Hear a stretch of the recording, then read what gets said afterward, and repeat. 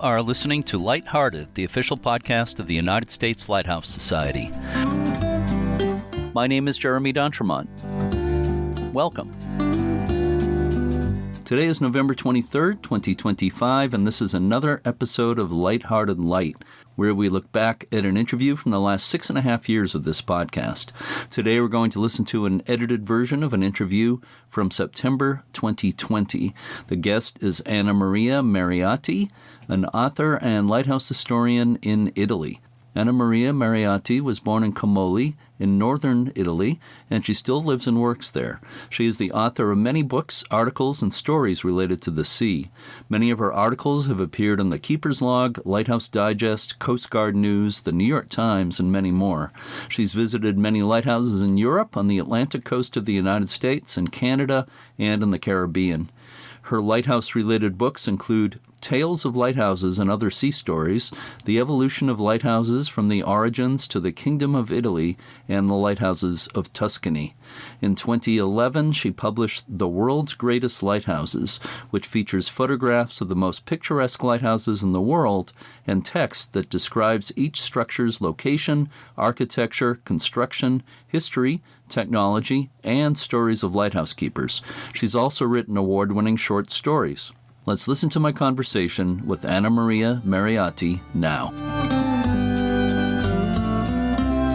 May I call you Lilla? Yes, please. It's my nickname, but I love it. And where in Italy do you live? I live on the coast, on the Italian Riviera in the north of Italy, near Genoa. My town is Camogli. This is the house of my family. I was born here, and now I came back in the last year, and I want to stay here. Right. I have a beautiful view from my window on the sea. I can see boats, people swimming, and everything, the sunset, sunshine. I have really a beautiful view on the sea. I understand you first became interested in lighthouses because of the Capo Sandalo Lighthouse and the Lighthouse of Genoa, also known as the Lanterna di Genoa. What is it about those locations that inspired you? Capo Sandalo is in Sardinia, and I was there on vacation, but this was a lot of years ago. I was in 1968, and I was vacationing there with my husband. It was the first lighthouse I saw in my life, and we were invited by the keepers to stay on the terrace. But I got so in love for this kind of construction, for this kind of life.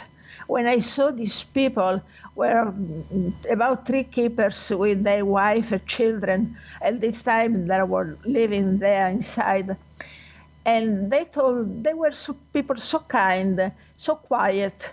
They told me about their life inside the lighthouse. The men told me that they went fishing and how they went up to the tower or to the top. It was really something that touched me so much. And that from then I started to get interested in lighthouse. So I asked the keeper of the Lanterna, the Lighthouse of Genoa, and asked him many, many times until the poor man opened the lighthouse for me. And I went there one day. It was my birthday, I remember. This was also some years ago. And he took me to the top. That was very, very great because the Lanterna of Genoa, as an interesting story, is one of the oldest lighthouses in Italy. I think maybe the oldest, because it's been built 2 times. It's been destroyed and rebuilt, but dates back to 1128. To get inside this monument is something that makes you feel, I don't know, like you feel the time that is gone inside this lighthouse. There are about 352 stairs to go up to the top. I did that, and I went there many other times after that visit. Wow, it sounds inspiring. Your first lighthouse book, or I think it was your first lighthouse book, was Tales of Lighthouses and Other Sea Stories. Was that your first lighthouse book? No. I wrote before the book, you have the Lighthouses of the World. Oh, that's earlier. Yeah, I wrote in 2005. Right. How did you decide which lighthouses to include in the book? Because the editor wanted lighthouses around the world, I make a research and I've just got the most important of each nation. For example, there is the Lighthouse of Genoa, the Lighthouse of Leghorn in Italy. In Australia, I found out the Lighthouse of Sydney, the Macquarie Lighthouse. Mm-hmm. For sure you know it. I tried in each nation to take out an important lighthouse. So with the editor, we made a list. So we decided which one to use and which not. But my research was on the most important lighthouses in the world. In the United States, you had Cape Hatteras. Yes, I love these lighthouses. Yeah. I visited it twice. Body Island, also on the Outer Banks of North Carolina. You have Heceta Head in Oregon, which I've been to. It's very beautiful. Split Rock, Minnesota. It's a really good selection of American lighthouses. Cape Hatteras I had visited already.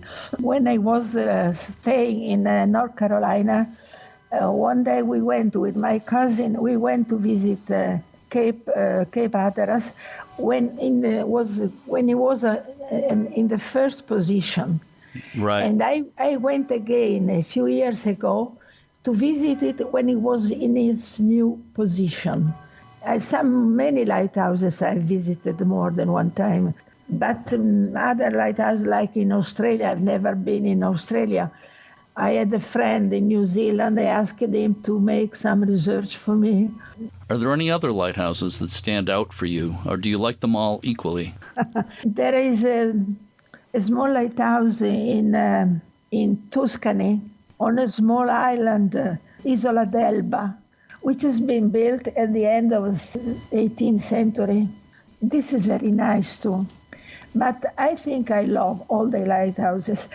I should mention that you and I met in Maine a number of years ago. You were on a U.S. Lighthouse Society tour at Cape Elizabeth, the Cape Elizabeth Lighthouse, which is also known as the East Light of the Two Lights.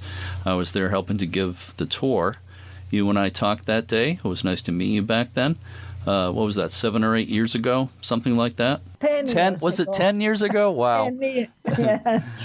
Are there still lighthouse keepers in Italy? Yes, are still a few. And when the keeper retire, the Navy does not send a new keeper on the lights.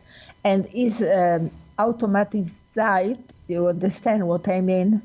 Automated. Sure, yeah, they're automated, yes. I know a lot of keepers. They are very, very nice people. Some of the lighthouses in Italy have been transferred to new owners, some of them for tourist reasons. How is that going?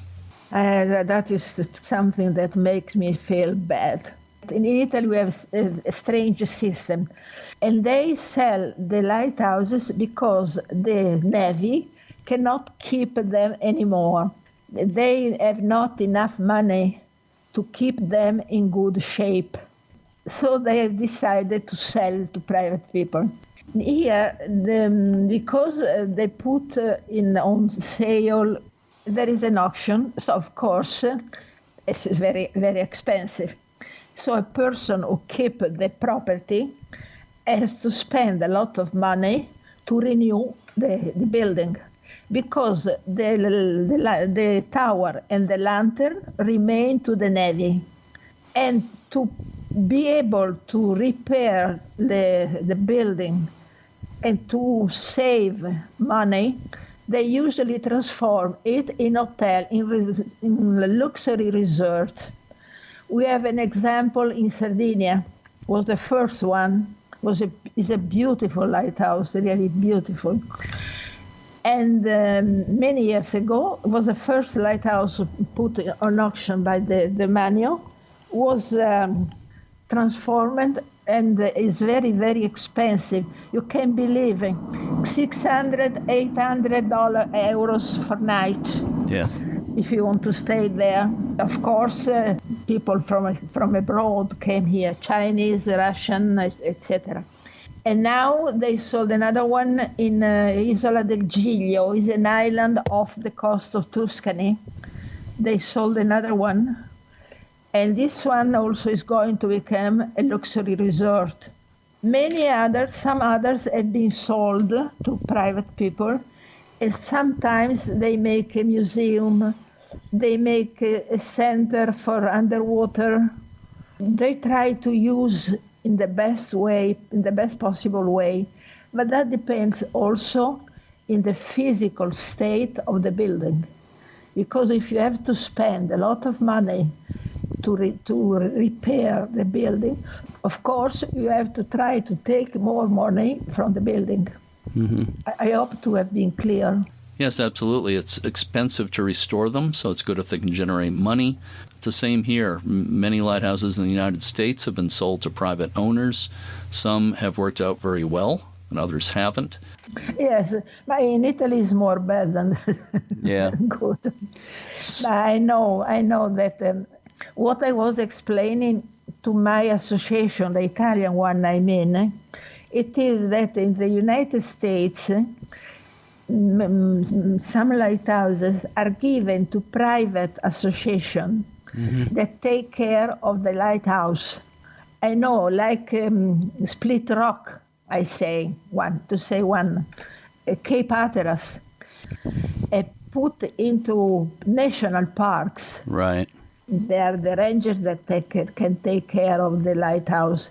They are people of the association that can take care. They can ask money to visit lighthouse. They can keep the lighthouse open to visit. Maybe asking a little money to go inside. That's right. Mm-hmm. To sell souvenir. They can make a little money to keep the lighthouse in order. That in Italy is impossible. One of the articles you wrote for Lighthouse Digest was about Bonaventure Venza, who is also known as Ventura, a former Italian lighthouse keeper. He seemed really interesting. I think he's passed away now. What can you tell me about him? Yes, he's passed away a few years ago. He was really a special person. He was quite old when I met him, and he was retired, of course. And I asked him about his life. He was the keeper of a beautiful lighthouse, now sold out, on an island off Sicily. And he told me that his idea of the ghost in his lighthouse was very, very, very amusing, because how he told the story. Because he became a keeper very young. He got married very young, and he had no children, and was living with his wife into this lighthouse. He was in the lighthouse during World War II. And during World War II, there was a ship battle, a sea battle, a terrible sea battle in Sicily. A lot of people that died. It was terrible.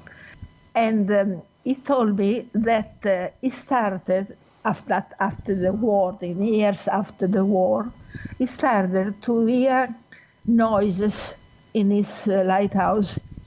People up the stairs, windows open without window, doors open. He was getting frightened, and his wife more than him. Anyway, he decided when they went to dinner to put more dish on the table. And when he did that, the noise stopped. And that was very, very funny. He was so interested to his adventure that he used to tell this story to everybody. And I decided to make, that is in the book, Story of Lighthouses, another story of the sea. This is in this book. Mm-hmm.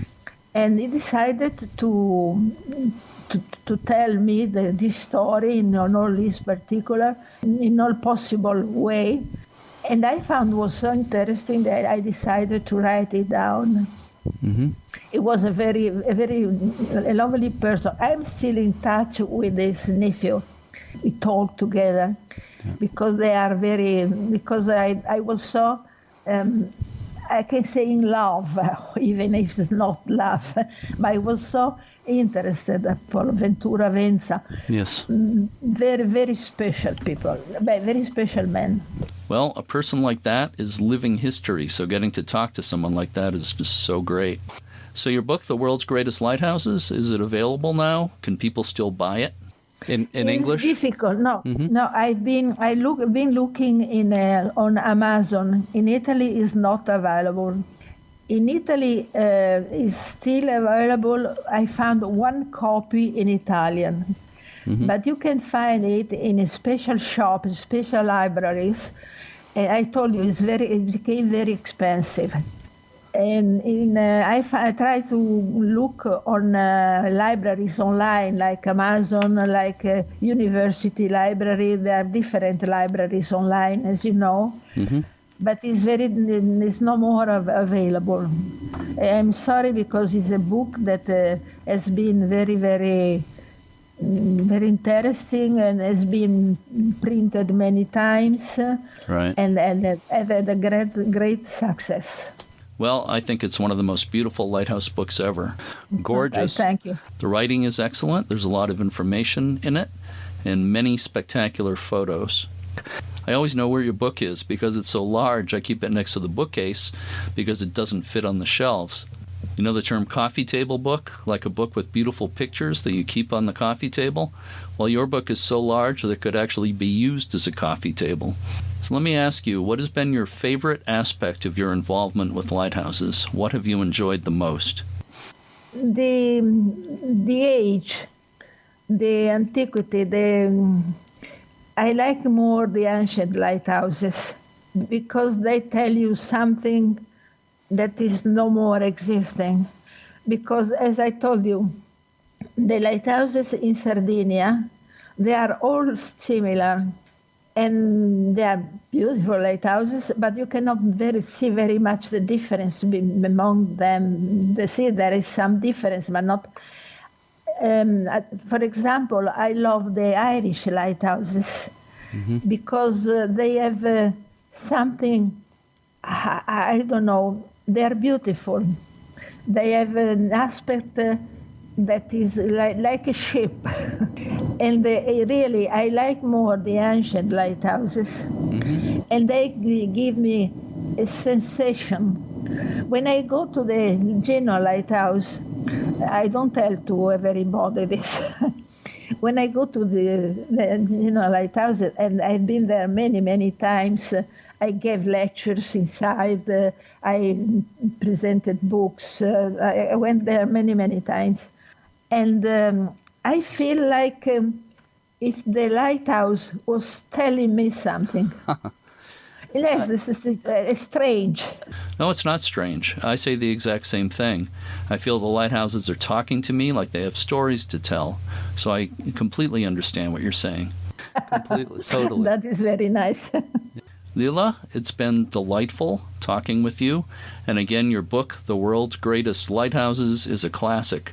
I'd love to see more of your work translated into English. I hope maybe that could happen.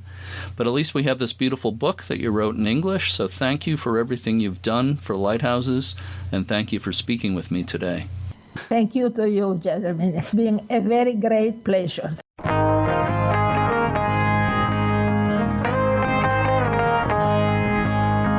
In 2006, the General Command of the Harbor Office's Coast Guard and the Mediaset Group awarded her the Navigare Informati Award, quote, for her constant commitment to the dissemination of maritime culture in our country, unquote. Be sure to check out uslhs.org to learn about everything the U.S. Lighthouse Society does. Check out the information on the front page of the website under Events, telling about our current dance contest. You still have 3 weeks to enter, and the top prize is $500 cash and $500 to your favorite lighthouse organization. The winners will be chosen during a live New Year's Eve event, I'll be co-hosting. So get out there and dance and have fun. We'll be back with a new episode next week all about Ashtabula Lighthouse in Ohio. Until then, to all our regular listeners and our new ones, thanks so much for listening, and keep a good light. I'm gonna let it shine.